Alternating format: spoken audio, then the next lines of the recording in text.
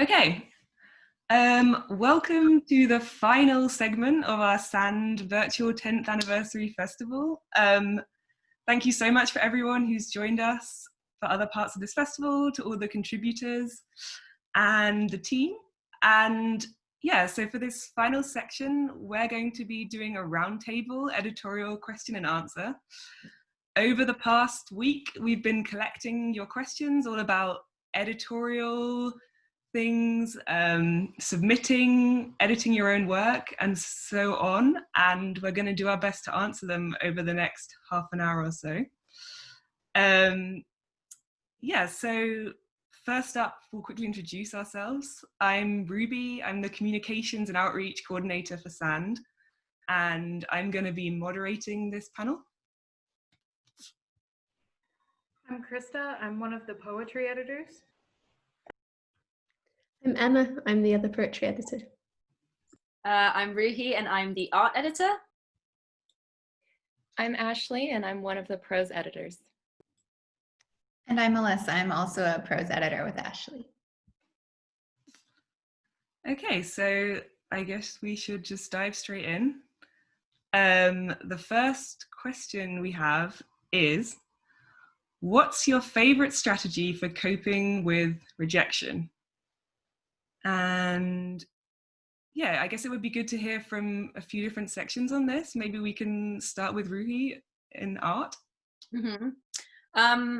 I think I find that the key thing to remember is that you don't take a rejection too seriously. I always try and look for the positive in those situations, and almost always ask for feedback so that I can build on my own practice and my work, so that I'm a bit more successful next time, or I know what I need to maybe focus on in more detail. I also think it's really key to remember that every rejection is an experience. So maybe it just wasn't the right time or the right publication for you to submit to, but these moments should also push you to strive to work on your work and future success and whatever. And also remember that just because a publication doesn't accept your work, it doesn't mean that another one won't. So there's always a chance that other people are maybe looking more specifically for what you have to offer as well. So yeah.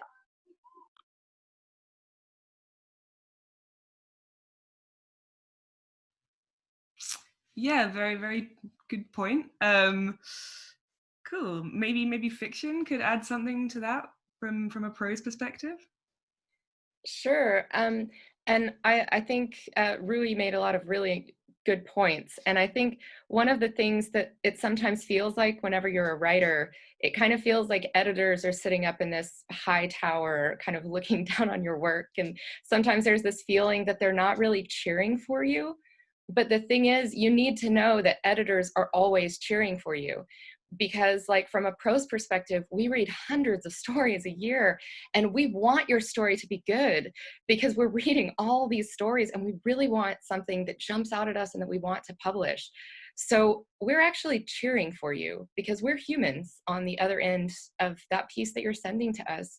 So that's, I think, something really important to remember. And what that means is that rejections are just very often due to acceptance rates. SAND is not a large market like the New Yorker, for example, but we have a 1% acceptance rate on prose. We get 650 to 750 stories every issue. We can publish about 7 to 8 of those. So if you're getting a rejection, it's not because your work isn't publishable. It's probably just because you're not a part of that top 1% that made it out of the submissions pile. So that's a really important thing to remember. Another important thing to remember is just to make sure you're sending to the right markets. If you're sending to giant markets, then your chances of getting accepted are going to be lower because the competition's higher. And also remember, if you're getting encouraging rejections, rejoice in those. If you get a personal rejection, go celebrate with your friends because an editor took the time to write you back. That's amazing. And when you're getting those kinds of rejections, always resubmit to that journal. Resubmit new work, but always resubmit because that editor took the time to write you. They're excited to hear more from you. A really good points from Ashley on prose.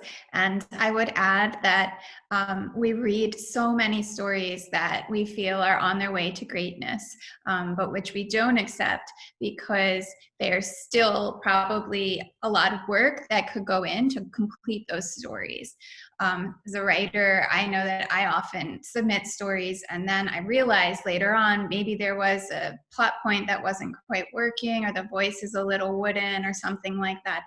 It's important to revisit your work and to try and complete and edit it as thoroughly as you can before you submit. Because even though we do edit prose at Sand, it should be as complete as possible. And if you're able to get it to a point where you feel like it's pretty finished, you'll have a much higher chance of acceptance.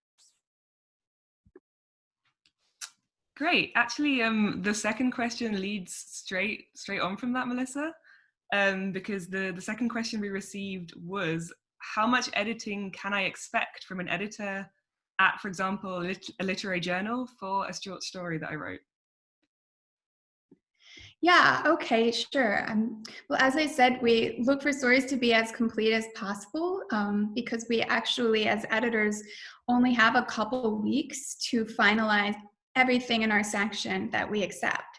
So it's important to know that while we do request edits, perhaps, for instance, we'll ask if you could change the order, the way information is presented in a couple paragraphs so that it makes a little more sense to the reader, or maybe there are a few language tweaks or something like that.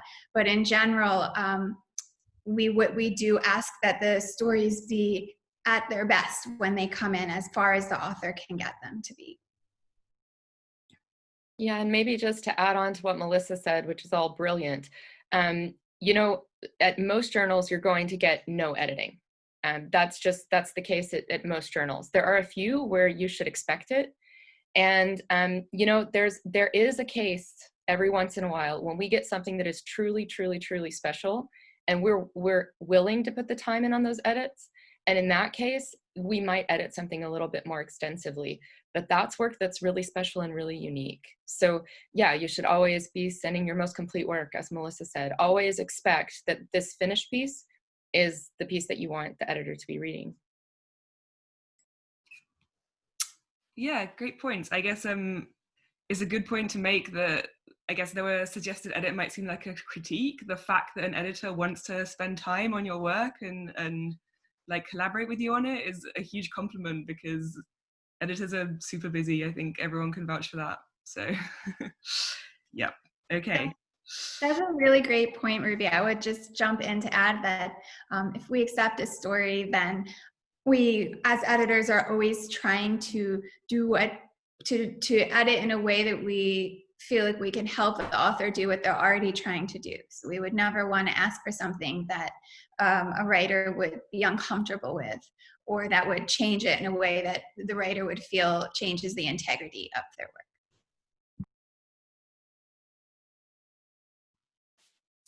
Great, okay. And moving swiftly on to our third question.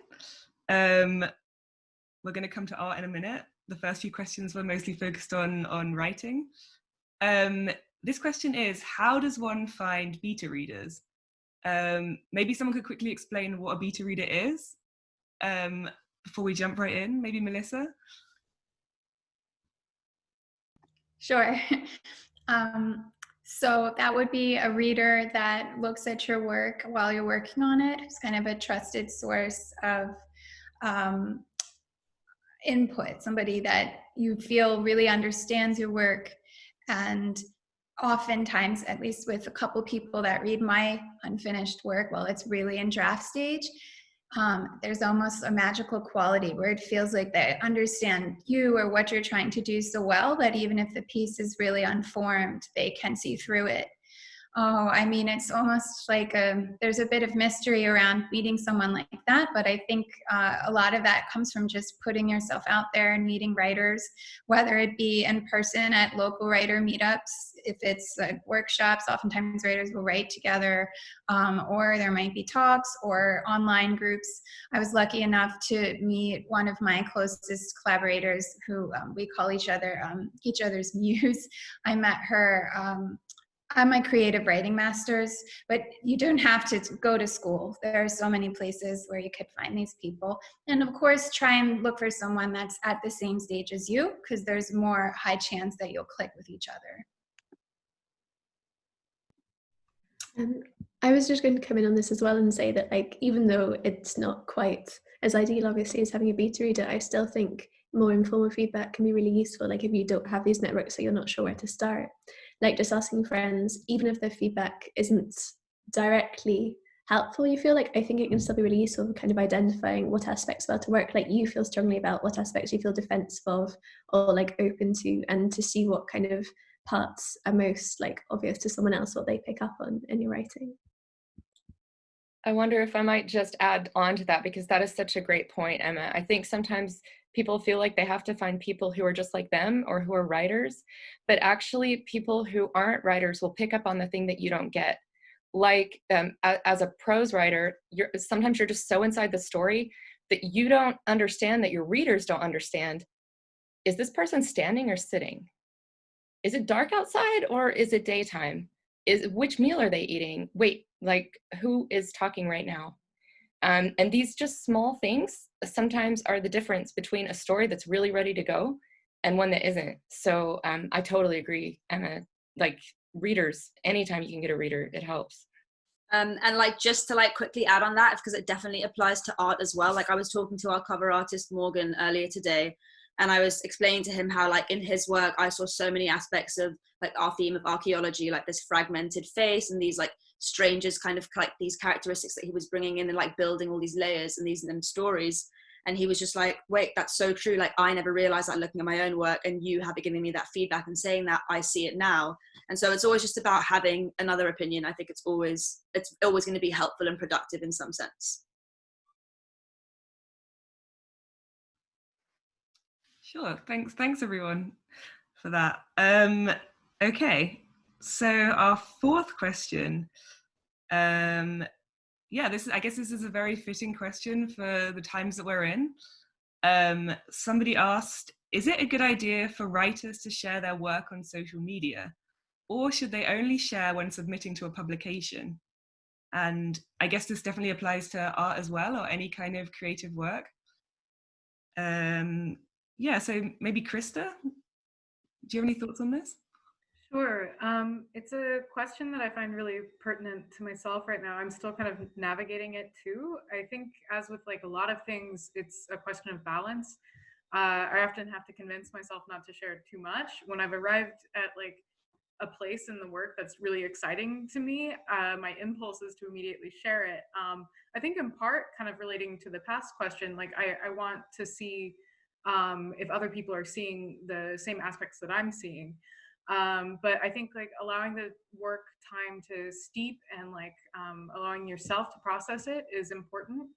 I tend to share some of my work, but I will keep most of it to be released like within a broader context, which could mean like either it's like a part of a series, or maybe I have intentions of it being in a collection. I also think it's wise to be careful to read, if you have a prospective publication that you'd like to see your work in, to read their policies about whether or not pieces can be published in any form, including social media, in some cases before they are accepted at that publication. It's just something good to bear in mind. Yeah, I was going to come in on that too and say that, like, I think it kind of depends what you're looking for and like what your aim is with that. Like, I think with feedback and development, we've talked about how it can definitely be positive, and I think that can also be really positive on social media. But yeah, I'd echo what Krista says, that if you've kind of got specific plans to publish like one particular piece, then maybe, yeah, really kind of do some research before doing it, because increasingly I find places are becoming more restrictive with their policies on this. But then I think that also kind of like speaks to like the power of the internet to share work. And Yeah, exactly. Like Emma said, it's getting a bit stricter now, because one of the big value propositions of the literary journal, that's bringing out new work. And of course, we're mostly independent journals, and we really do function issue to issue financially. So I think a lot of journals have to be protective about whether or not the work has been published before, and the internet, of course, makes that more complicated.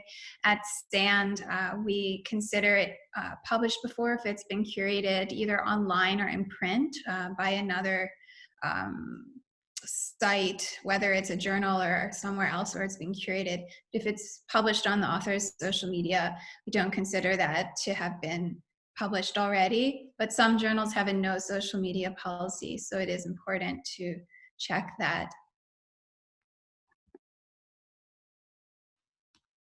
Yeah, for sure. I mean, I think reading the guidelines is just so crucially important, because you would never want to ruin your own chances for a publication that you love by like accidentally violating a guideline. So ours are on our website. Yeah. Okay. So the next question is specific to poetry. And this person has asked, how do I know when a poem is done or finished? I'll go ahead and jump in. I mean, there's a way in which I understand poetry to be sort of like an endless play. Like you can just go on relating one thing to another, ad infinitum, like, but there is like this mysterious element to me in which it like is functioning in a lot of ways simultaneously. Like it's a code that's not really a code. It functions concretely, like both as like sound and like anticipated sound. But like a poem's information is organized in such a way that it can simultaneously like be legible. It's like not noisy, and yet it like remains like chaotic in a sense, that it remains noise. There's a really great essay by Cole Swenson called Noise That Stays Noise that talks about this in poetry. And I find that like as the poem goes on, like certain elements get clarified and then they get like reconfused, and it's like such an interesting pursuit. And like exploring the way that words can connect and then complicate, and how both phenomena are really useful in the world of the poem. And I don't necessarily know how to end the poem, but I do try to be sensitive and like realize where there's been a point of like transformation or like an impression is made. And if I don't know whether to end it, at least pause. Sometimes that pause is just I'll re-enter the poem and like add more or edit it, or it's completed. And I think like with every poem, like it has a different life, you know, and so each poem will kind of tell you a different thing about itself. But I at least try to pause when I think I've hit something. Yeah, I really love what Krista said on this. And I think the idea of pause is so crucial. Like it doesn't need to have the pressure of being the absolutely final forever version of the poem. Like I think it's kind of important to maybe reach a point where you can kind of set one version aside, say this is one form, and at the same time give it permission to maybe continue developing and changing into other forms. So that maybe you have these kind of different and overlapping variations, and you can kind of come back and see which one feels most right. And again, it's just which one feels most right at the time. It's not necessarily the definitive version of the poem forever. This was something that we discussed with one of our contributors this issue, like about what time does a variation of a poem become an entirely different poem. And I think there's not a clear answer. Like there's a lot of flexibility and fluidity there.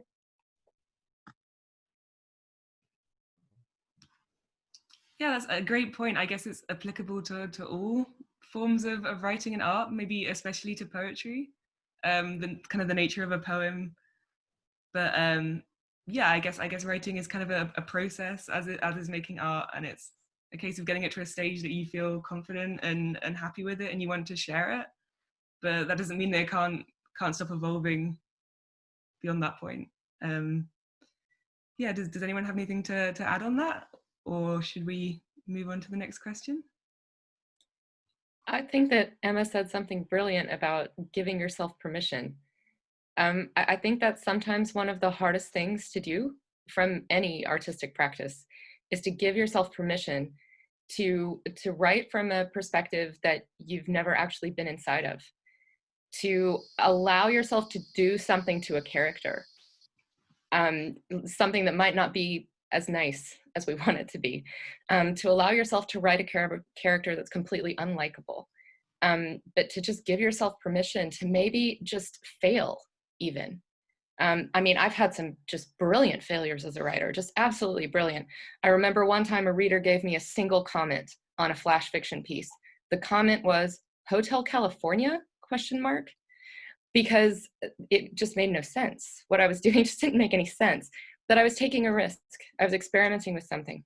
And I think giving yourself permission to experiment, fail, to try those new perspectives, that's such an important point, Emma.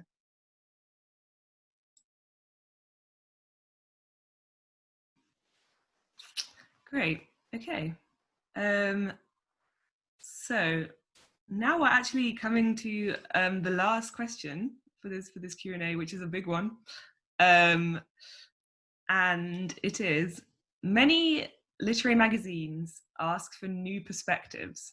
Could you narrow down this definition? I think this is actually such a great question, because if you're someone who goes out and likes to submit your writing or art, I think you find a lot of bewildering descriptions from various platforms about what they want, and they can be quite abstract. So yeah, I'm really interested to hear what you guys all have to say on this. Maybe we could start with Ruhi from an art perspective. Yeah, I mean, I'd say, and I hold this to be true for a lot of journals, is to just look at the kind of things that we've published before.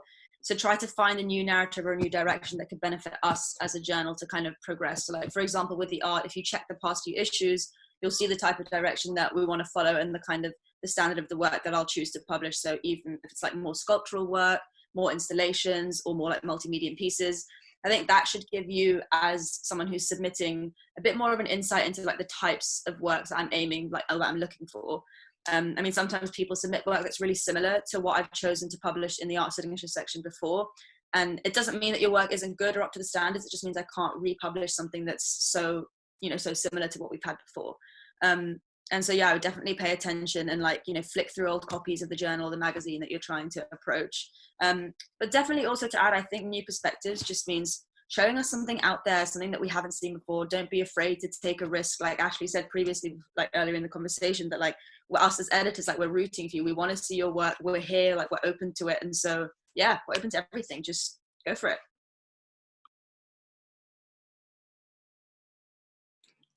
So yeah, just to maybe add on to that, when you were saying that, it actually reminded me of a comment that I made to Melissa in the submissions for this issue. And my comment was, I can't tell if this is brilliant or insane, but it's one or the other. It's nothing in the middle, And I think, and we actually published that. Because it was brilliant. And I think sometimes that's the thing, whatever that new thing is, it's often kind of on that edge. It's on that border between, right? And I think that's what's really interesting. So I know that this is confusing. What does it mean by hybrid genre, or by new perspectives? But for the prose, at least at SAND, we are looking for things that take real risks. And so that means that we like to see things that are maybe hybrid or experimental. And we've actually got 2 of those in this issue. In SAND number 21, we have Carla Marufa Huchim's brilliant excerpt from the novel Mayo, which is, the perspective is a different perspective. The form is experimental. It's a hybrid between prose and poetry, as is Lizzie Yarwood's Stand Back Stadtbad. These hybrid pieces are really beautiful. They take risks and they create layers.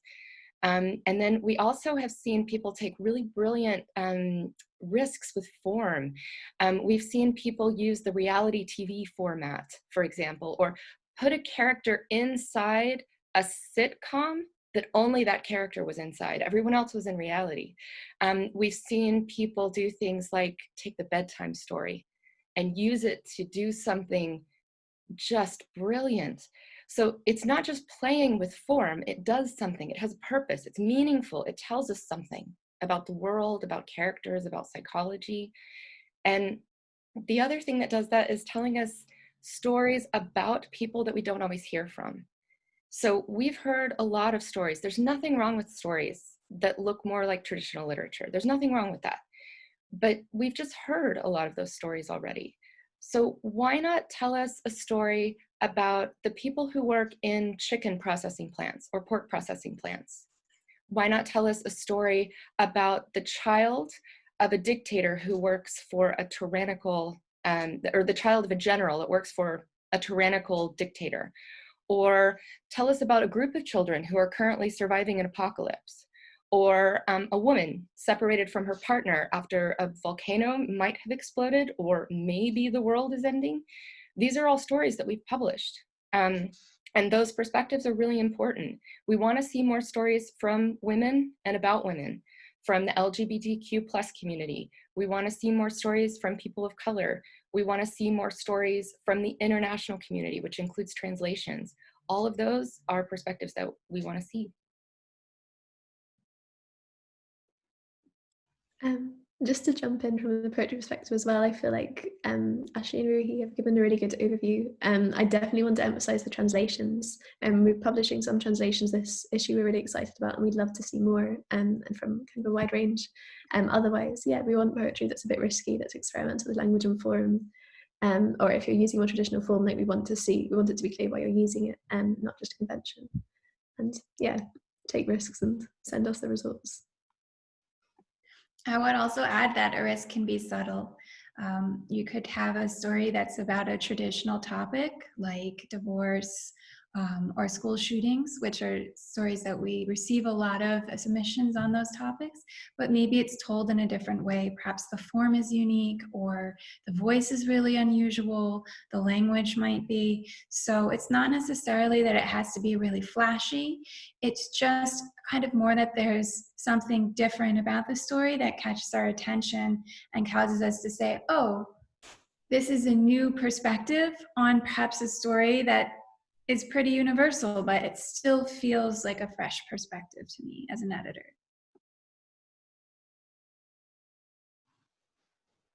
Yeah, absolutely. I think I love the idea about taking risks that came up a few times.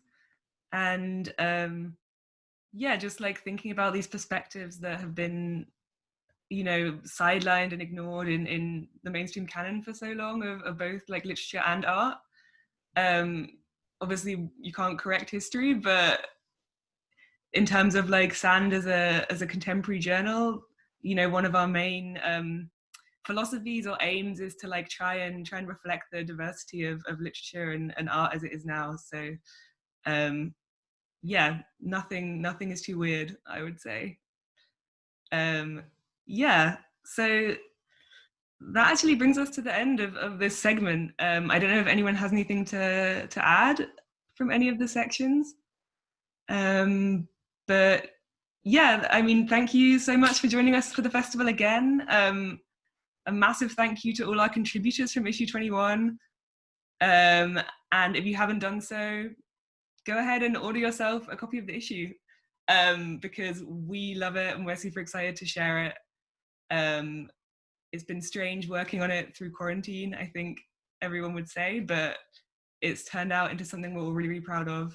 And yeah, I think that's all from us for now. If you've got any more questions, you could always DM us via any social media platform and we'll do our best to answer, or drop us an email. And yeah, that's it. So bye.